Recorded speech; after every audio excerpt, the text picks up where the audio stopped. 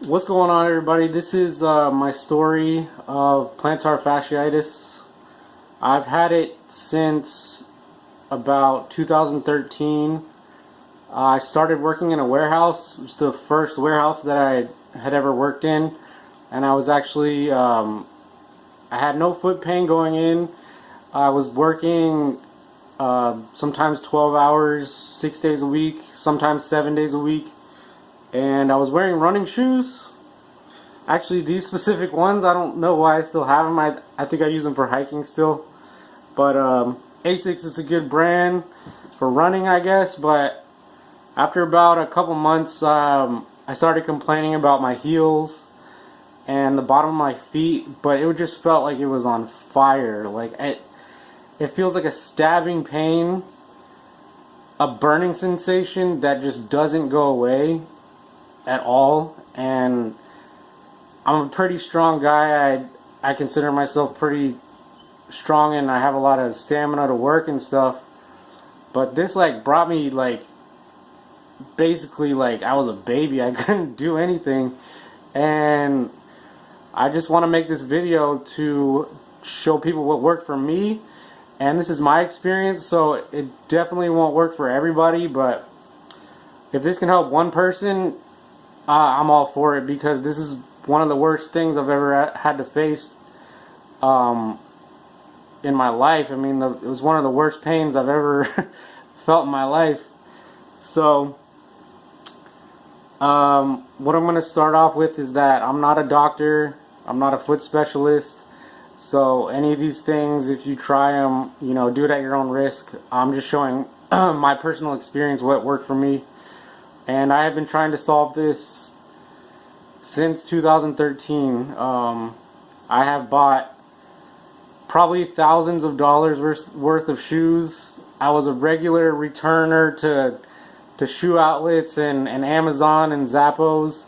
As soon as I would try on a shoe, I'd wear it around for a minute or two, and I could tell immediately if the shoe was gonna fit or not. And that's one thing I want to point out, is I could tell if a shoe was going to fit me or not when I stepped on it immediately, whether it supported my foot or it didn't.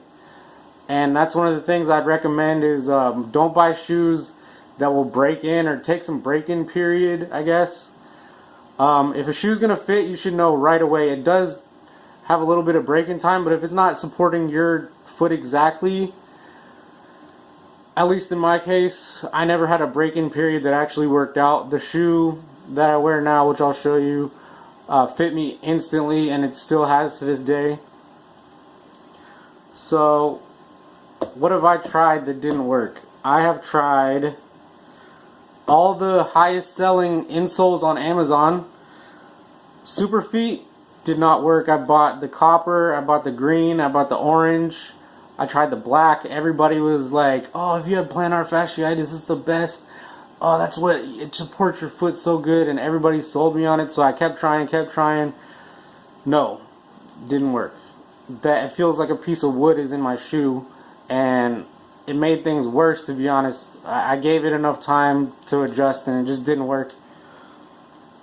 Power Step, Spenco, all the different kinds, the heavy duty, all the different kinds of them. Dr. Scholl's, I've tried all different kinds of them. Actually, what works for me now is 2 insoles. It's kind of weird. I wear Dr. Scholl's Work and another insole I'll get to later. I tried a night splint, which I ordered off Amazon. I tried it for one night. I can't do that.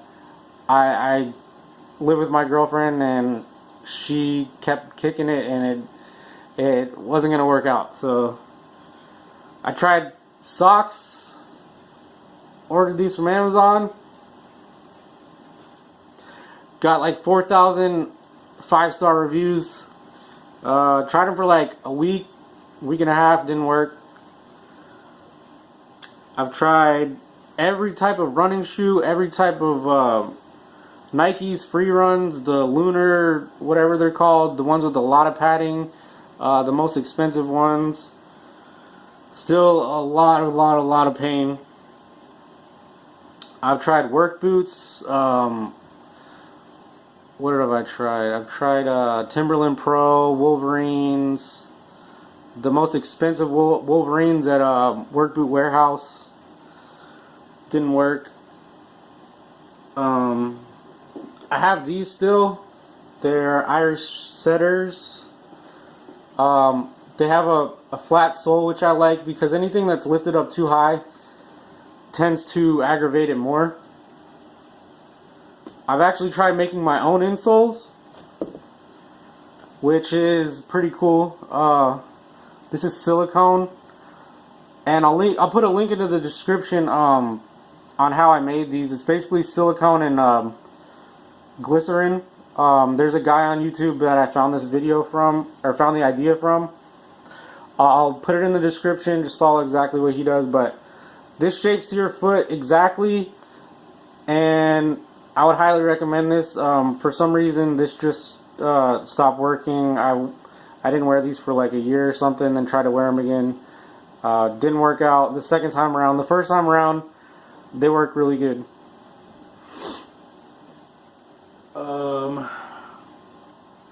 So that's mostly everything that I've tried. I've tried massaging my feet. I've tried doing like Epsom salt bath and just different stretches and stuff like that, but the pain would always come back. And I'm going to get into what has actually worked. Okay, so the things that worked for me, a lot of trial and error. A lot. I mean, it's been years that I have been trying to fix this. Everybody's foot is shaped differently. Everybody's mechanics are different. So what works for me may not work for you. I had to try to on hundreds and hundreds of different shoes with different inserts and different combinations of that type of stuff. But the stretching, I think, is pretty universal. The number one thing that worked for me was finding a shoe, especially because I work on my feet all day, is finding a shoe that fit my foot. Not too big, not too small, not too wide.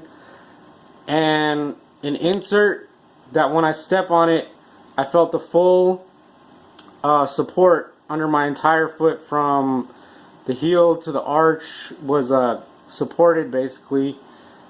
And that was, I would say, is the number one thing, because if I'm on my feet 8 to 12 hours a day, if I have the wrong fit and support on my shoe, it's going to slowly turn my foot and end up damaging the plantar fascia or whatever it's called. So the shoes that work for me, they don't make them anymore, but they're kind of ugly, but I don't care because they fit me. So these are Reeboks, and the original insole in these actually was perfect, but it only lasted about 4 to 5 months working on them all day. So what I actually found is I use Dr. Scholl's work insoles on top of soft sole plantar fasciitis insoles. They're 3/4 of an insole. They say to put them on top, but I don't put them on top because I can feel this too much in my feet, and that drives me crazy. So put this in first. It's got a big support here for the actual plantar fascia. It's got the heel cup, and it actually has a little bit of a raised heel, if you can see it. It has a lot of cushion right there.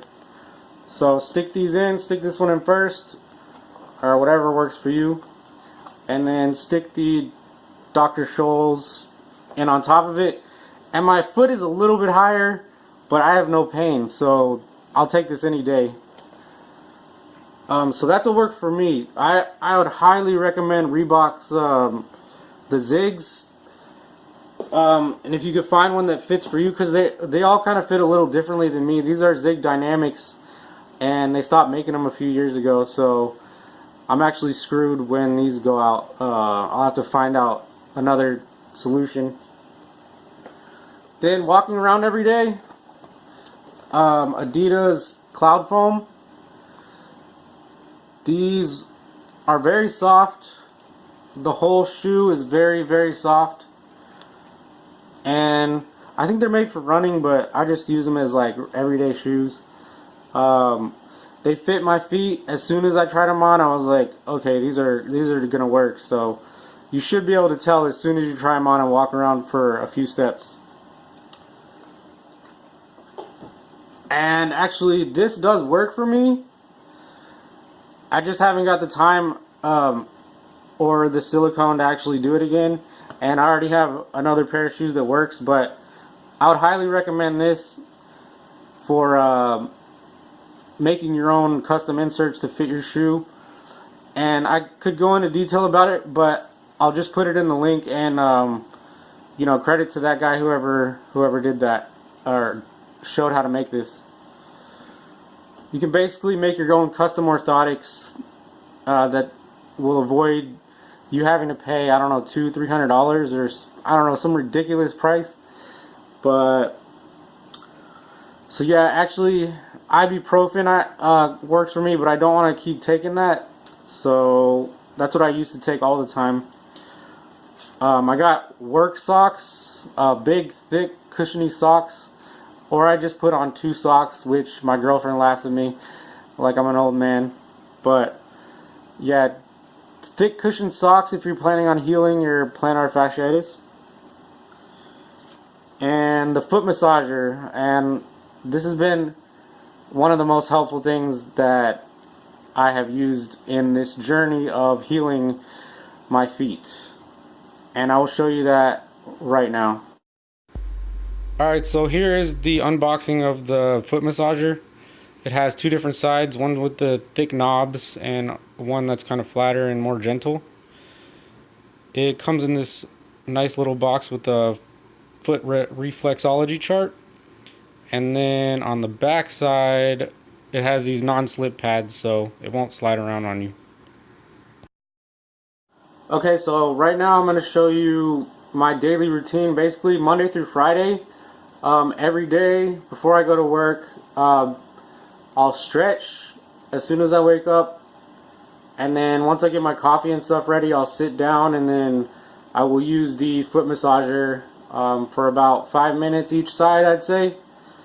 Sometimes I don't have that much time, so maybe a minute or 2 if I'm like rushed, but that helps tremendously. That is one of the most helpful things I think I've done, is the little knobs on the massager breaks up all the fascia and stuff, and just gives me so much relief. And so I'm going to show you my daily routine.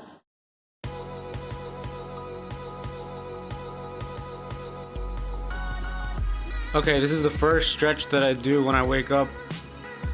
I put my right leg back and straighten my knee out, and then try to keep my legs straight, push forward. I'm holding on the wall, and I do that stretch for 20-30 seconds. Then I lean back like this. This, I believe, stretches the Achilles, the soleus, lower part of your leg. So it's good to hit both of those. I hold that for 20 to 30 seconds and I switch legs. Same thing, I try to keep the legs straight, hold onto the wall, just feel enough where it's a tight stretch, not where it's like very painful or anything. Switch legs, do this. I probably repeat this 3-4 times, so maybe 1.5 minutes or 2 minutes on each leg. After that, I go into a lunge stretch, which looks really similar to the last one, except this is stretching my hip flexors, which I think are tight on most people from sitting and watching TV, driving, working in offices. So I lift my hands above my head and I stay here 20 to 30 seconds, same thing. Switch up, and I'm really trying to get a good stretch in my hip flexor, and I'm trying to get a good stretch in my ankle that's in the back. So I just let it go as far as it goes, and I guess that's my limited range. Alright, immediately after that, I keep this thing under my table where I sit down at, drink my cup of coffee, kind of relax, just start off with the easier side, the flatter side, and just keep turning my foot to the side all different ways. And then when I'm done with that, go on the knobs, and these are pretty uncomfortable at first, but you'll want to do these after a while. And then that's all I do for my feet.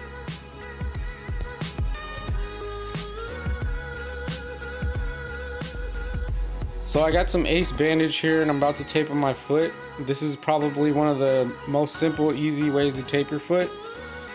You start with the tape on the outside of your foot. I'm pulling relatively hard right now, and you want to get that ridge right in the middle of your foot. There's a bone, you can feel it. Pulling really hard, I tape all the way around my foot, and then just get some scissors and cut it. It's that simple, and it's really supportive.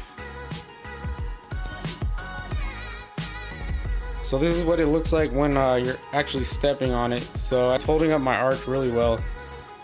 And I wear this under my sock when I need relief.